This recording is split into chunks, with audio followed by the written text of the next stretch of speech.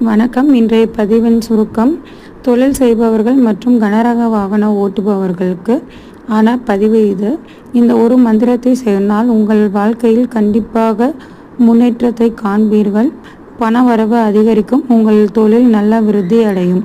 என்ன மந்திரம் என்றால் சஸ்திர பந்தம் எனும் மந்திரம். இந்த மந்திரத்தை நீங்கள் 27 முறை சொல்ல வேண்டும்.